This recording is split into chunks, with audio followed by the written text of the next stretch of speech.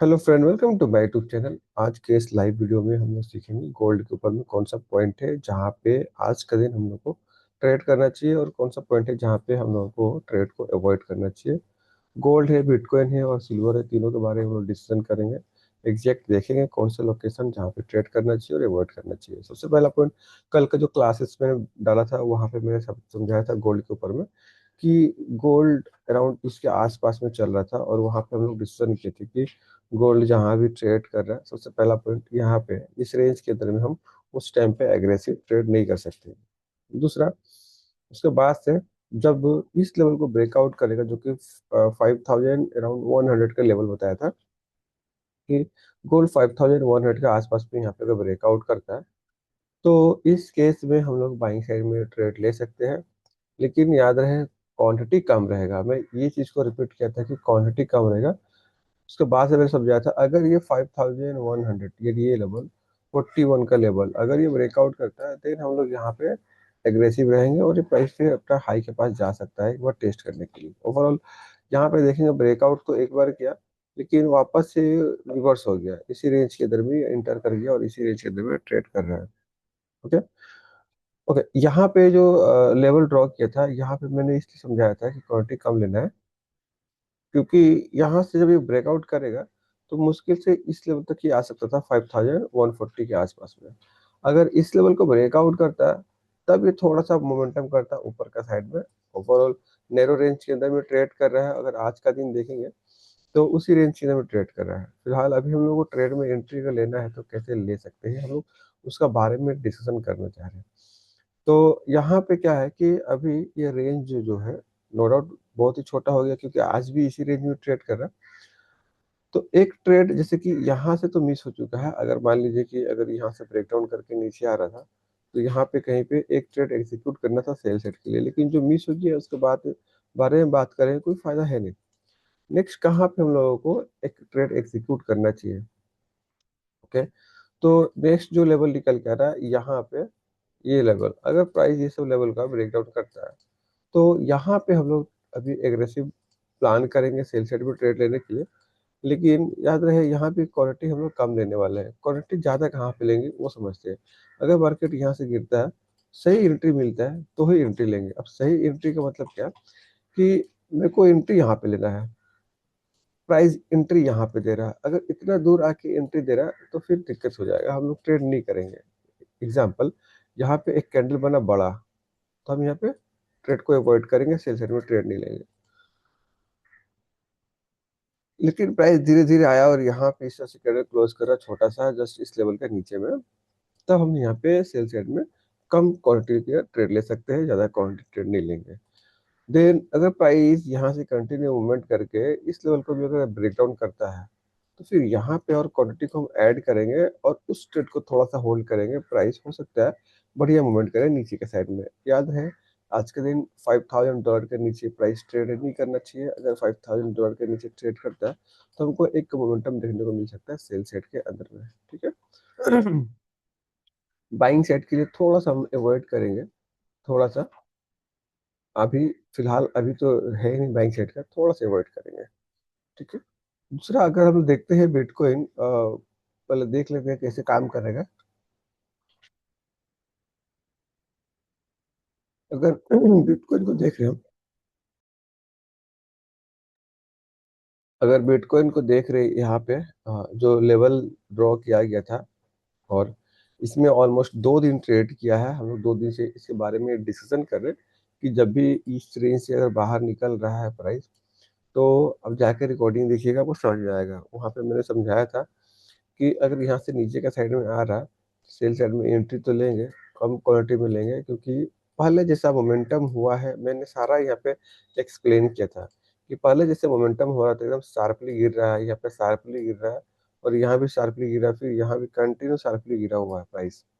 Okay, तो पहले जैसा मोमेंटम हम यहाँ पे नहीं एक्सेप्टेशन करेंगे कि सेम मोमेंटम फिर से यहाँ पे गिरे, शार्पली गिरे। ओके, यहाँ पे थोड़ा सा हम लोगों को इसी तरह से ट्रेड करते हुआ दिखेगा क्योंकि अगर हम डेली टाइम फ्रेम पे देख रहे हैं तो बहुत बढ़िया गिरावट हुआ है प्राइस में। क्लियरली दिख रहा है जब प्राइस ये सब लेवल का नीचे ब्रेकडाउन किया फिर यहाँ से कंटिन्यू सेलिंग देखने को मिला और तगड़ा सेलिंग देखने को मिला। तो एक मोमेंटम जब भी हो जाता है तो फिर प्राइस कूल डाउन हो जाता है और वहां पे थोड़ा सा साइडवेज रहना पसंद करता है। ओके। तो वही चीजें हो रहा था जब मोमेंटम हो गया, दोनों साइड मोमेंटम हुआ नीचे के साइड में, थोड़ा सा पुल गया और यहाँ पे थोड़ा सा ये साइडवेज रहने का कोशिश कर रहा था और कूल डाउन रहने का कोशिश कर रहा था। जहाँ पे अभी ये ट्रेड कर रहा है, तो अगर ये फिर से रेंज के अंदर में आता है, वापस से इसके अंदर में आकर ट्रेड करता है इस लेवल का, यानी 68,000 का ऊपर आके, तो अभी क्या है कि ये रेंज के अंदर में ही है, तो क्वांटिटी कम करके हम ट्रेड करेंगे। ठीक है, ज्यादा ट्रेड नहीं करेंगे। जैसे ही इसके अंदर में कैंडल इंटर कर जाता है और आके क्लोजिंग कर जाता है ऊपर में यहाँ पे, तो यहाँ पे बाई साइड में हम ट्रेड ले सकते हैं, क्योंकि थोड़ा सा प्रोबेबिलिटी है ये ऊपर जाएगा। ठीक है। और सिल्वर को अगर देखते हैं हम, तो सिल्वर भी सिमिलर मूवमेंट कर रहा है। इसका रेंज बड़ा था, अभी छोटा करेंगे। अभी इसका हम लोग नया रेंज बना लेंगे सिल्वर का। सिल्वर को कहाँ पे एग्जैक्ट ट्रेड करना चाहिए और कहाँ पे अवॉइड करना चाहिए, तो जो सिल्वर का लेवल निकल के आ रहा है फिलहाल, ये सब लेवल है। ओके।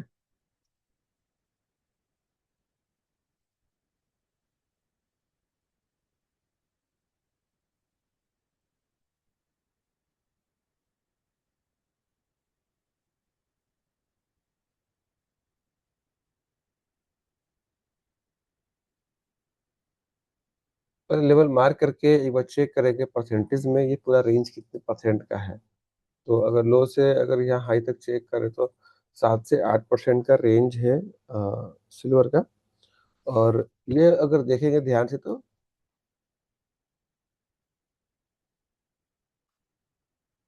पूरा मिड के अंदर में ट्रेड कर रहा है। okay?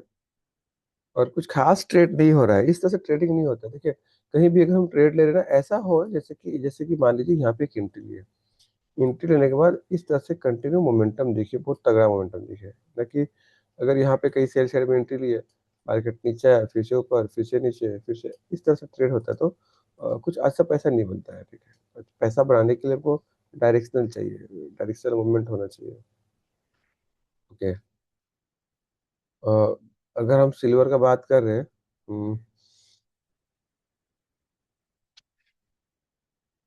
ये एक एक मतलब कि जो मोमेंट था वो थोड़ा सा मिस हुआ है। कभी भी अगर दिख रहा है कि प्राइस थोड़ा सा एक छोटा सा रेंज बना के एक्यूमुलेशन कर रहा है, तो वहाँ पे एक ट्रेड बनता है और ये हो चुका है। ठीक है, नीचे का साइड में फिलहाल। तो अभी फिर देखते हैं क्या करता है।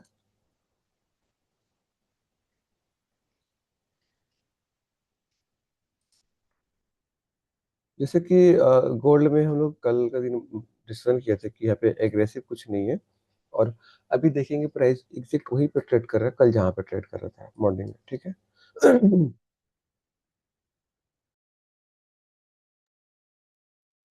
इसीलिए हम लोग डिसीजन किए कि कल का जो दिन कि यहाँ पे थोड़ा सा एग्रेसिव नहीं रहेगा। और आपको देखा कुछ खास ट्रेड नहीं हुआ। देखिए, जहाँ पे मैं बताता हूँ वहाँ पे बहुत अच्छा मूवमेंट होता है। जैसे कि यहाँ पे जब गोल्ड गया था उस टाइम पे हम लोग डिसीजन किया था कि गोल्ड कैसे फॉल कर जाएगा, कंटिन्यू फॉल किया, यहाँ पे 6% गिरा है ना। तो नो डाउट थोड़ा सा वेट कीजिए, है ना।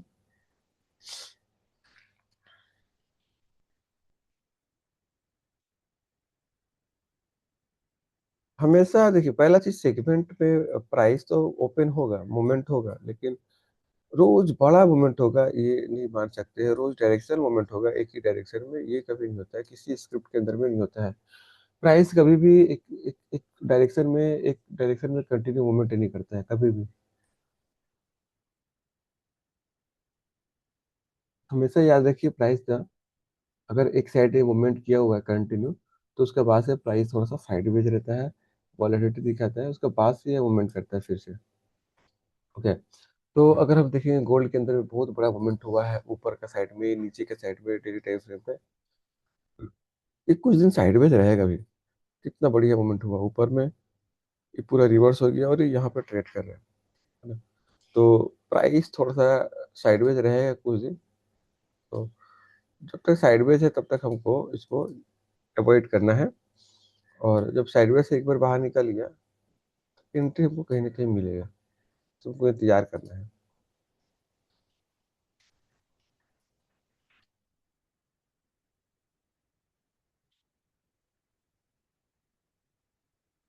जैसे कि बिटकॉइन के बारे में हम लोग डिस्कशन किए कि अगर ये प्राइस ऊपर का साइड पे आता है तो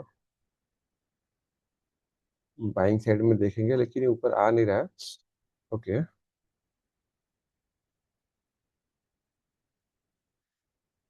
अगर इसको हम एनालाइज करें तो क्या ट्रेड करेगा आदमी इस तरह से? कभी प्राइस नीचे गिरा, ऊपर गिरा, नीचे गिरा, एक ही जगह पे ये हो रहा है, ठीक है। देखिए, मैं जो ट्रेड करता हूँ ना, मेरा मोटिव ये रहता है कि अगर मैं कहीं पे एक एंट्री देख रहा हूँ, तो मेरे को एंट्री ऐसा मिले कि उस लेवल को छोड़ के प्राइस दूर निकल जाए। ओके, ना कि अगर मैं यहाँ पे बाई किया, प्राइस ऊपर गया, फिर से नीचे आया, ऊपर गया, फिर से नीचे आया, फिर से, ये दूर नहीं जा रहा है, एक ही जगह पे ट्रेड कर रहा है, ऊपर नीचे कर रहा है। तो इस तरह का ट्रेड मैं मतलब कि पसंद नहीं करता हूँ। मेरा ऐसा रहता है कि अगर हम एंट्री लिए तो थोड़ा सा प्राइस मूवमेंट करे, थोड़ा सा दूर निकल जाए लेवल से।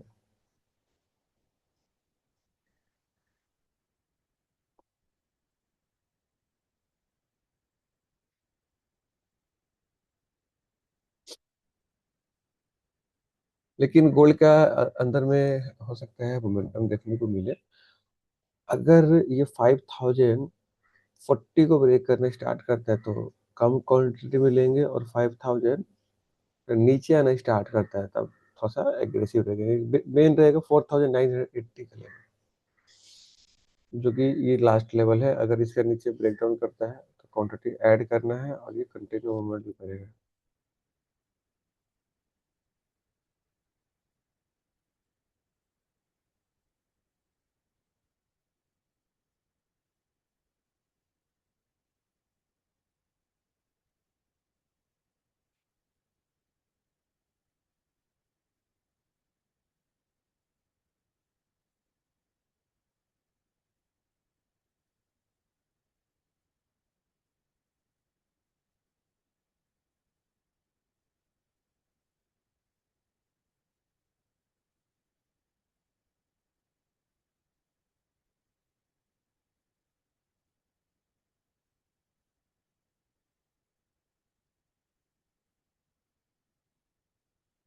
अगर नीचे आ जाता है तो यहाँ पे थोड़ा सा ट्राई करेंगे सेल साइड में, लेवल के नीचे, देखिए 67,300 के नीचे अगर आता है तो। ओके।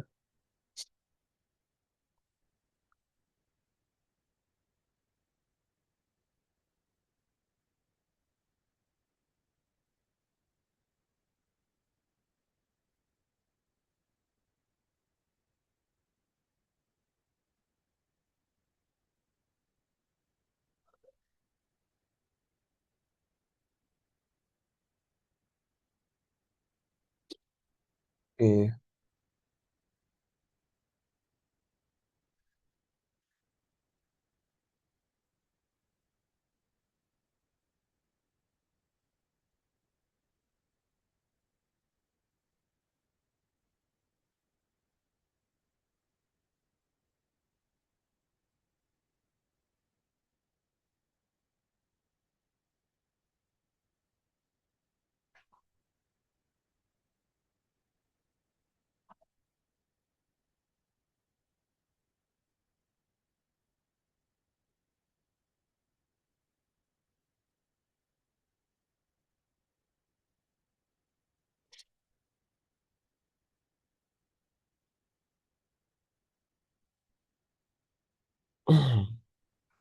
कभी भी अगर आप ट्रेड करने के लिए बैठे ना, याद रहे, रेंज के अंदर एग्रेसिव नहीं रहा जाता है। अगर आप रेंज के अंदर भी मान लीजिए एग्रेसिव ट्रेड कर रहे हैं, ज़्यादा क्वांटिटी में ट्रेड कर रहे हैं, ज़्यादा करके प्राइस आपको रेंज के अंदर में जो देखने को मिलेगा आपको, इसी टाइप का देखने को मिलेगा प्राइस को ट्रेड करते हुए। यहाँ भी आपको दिख रहा है प्राइस कैसा मूवमेंट कर रहा है, और यहाँ भी आपको दिख रहा है प्राइस कैसा मूवमेंट कर रहा है। अगर हम कहीं भी ट्रेड करें, मान लीजिए ट्रेड लिए, आधा घंटा हुआ, एक घंटा हुआ, 1.5 घंटा हुआ, प्राइस कहीं मूवमेंट ही नहीं कर रहा है, फिर इस ट्रेड को लेके फायदा क्या है? बेकार में सर में हेडेक होगा, प्राइस मूवमेंट ही नहीं कर रहा बोल के। बेस्ट है कि आप पेशेंस वेट कीजिए, सही जगह पे एंट्री लेंगे जहाँ पे बड़ा मोमेंटम होगा और डायरेक्शनल मोमेंटम होगा, है ना।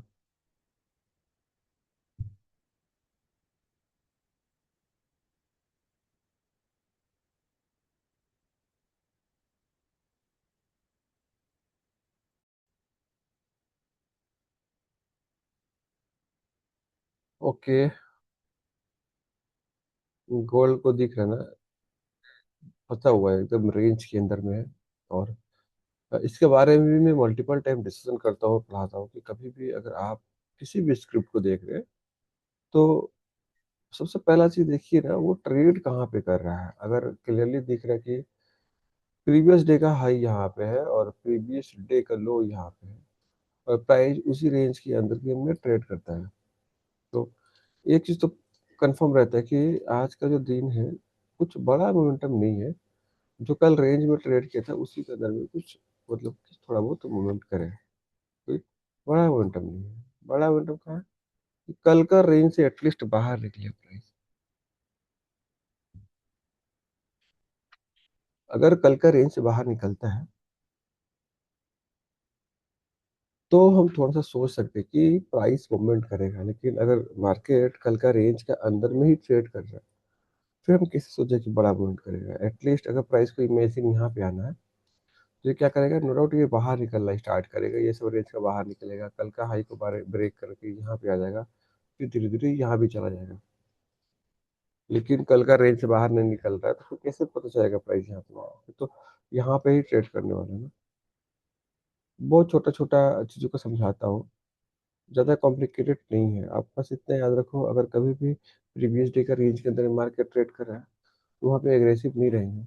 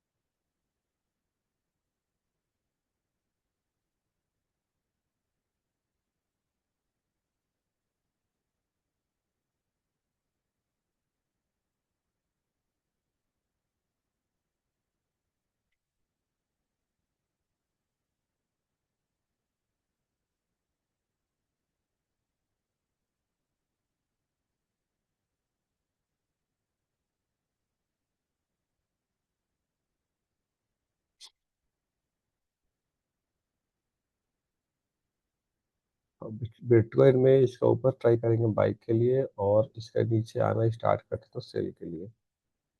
अभी का जो टारगेट रहेगा, लो जो लगा है प्राइस यहाँ पे, ये सब रेंज रहेगा, कोई बड़ा टारगेट नहीं है।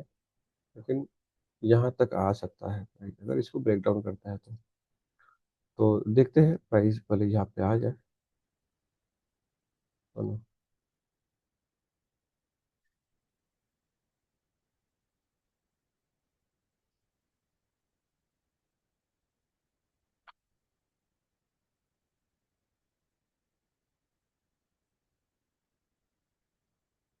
अगर थोड़ा सा देखे तो गोल्ड यहाँ पे बहुत अच्छा एक्यूमुलेशन किया था और इस पॉइंट पे ये ब्रेकआउट किया हुआ है, तो इसके हिसाब से रेंज के अंदर में ही है। लेकिन इसके हिसाब से ये जो ब्रेकआउट किया हुआ है, अगर फिर से ये सब लेवल को ब्रेकआउट करता है ऊपर का साइड में, तो थोड़ा सा प्रोबेबिलिटी है कि ये ट्राई करेगा फिर से यहाँ पे रीच करने के लिए। लेकिन मेरा क्वेश्चन बस इतना है कि अगर हम इतना प्रॉफिट कमाने के लिए ट्रेड कर रहे हैं फिर कोई फायदा नहीं है। हम ट्रेडिंग करेंगे और ब्रोकरेज जनरेट करेंगे और वहाँ पे ब्रोकरेज देंगे। आपको हमेशा फोकस ये रहना चाहिए कि हम जब एंट्री लेगा बड़ा मोमेंटम हो, पैसा ज़्यादा बढ़े। नहीं भी तो एंट्री के बाद से 3-3%, 4-4%, 5-5% का मोमेंटम मिले ताकि पैसा अच्छा बने।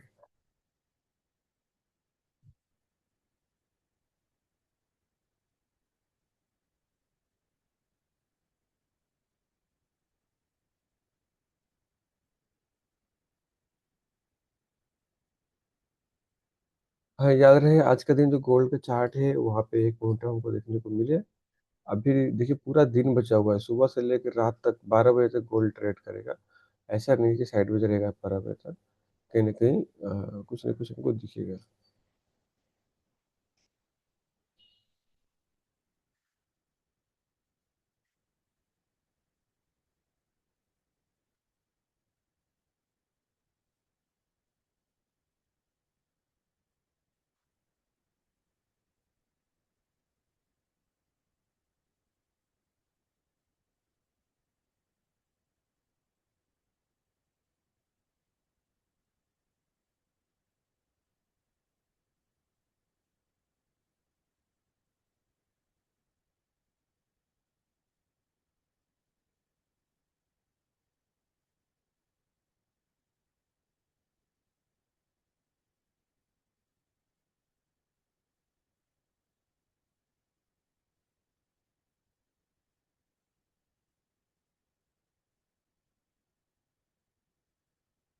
सिल्वर जिस तरह से दिख रहा है जहाँ पे फिलहाल ये ट्रेड कर रहा है, थोड़ा सा नेगेटिव दिख रहा है कि अगर 83 का नीचे आता है, 83 के नीचे का ट्रेड करता है तो फिर से ये सपोर्ट के पास में ट्राई करेगा आने के लिए,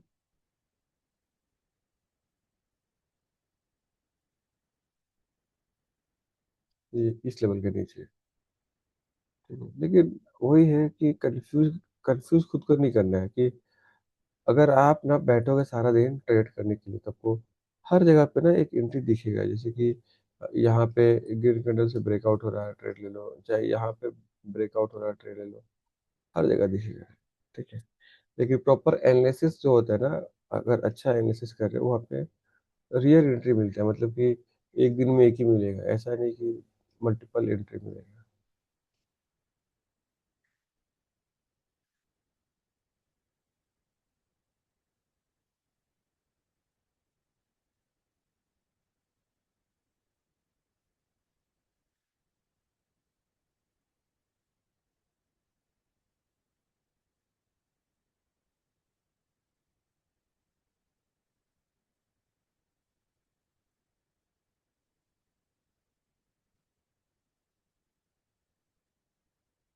ओके, तो फिलहाल आज के लिए हम लोग यहाँ पे क्लोज कर रहे हैं। जैसे कि एनालिसिस किए हम लोग उसके हिसाब से बिटकॉइन इसके नीचे अगर आ रहा तो हम एक प्लान करेंगे सेल साइड में, और गोल्ड के लिए थोड़ा सा इंतजार करेंगे। आज का दिन मोमेंटम को देखने को मिलेगा। आई होप जो चीज़ें मैं यहाँ पे समझाने की कोशिश कर रहा हूँ आपको समझ में आ रहा है। अगर आपको वीडियो अच्छा लगा वीडियो को लाइक करें, सब्सक्राइब करना भूलें।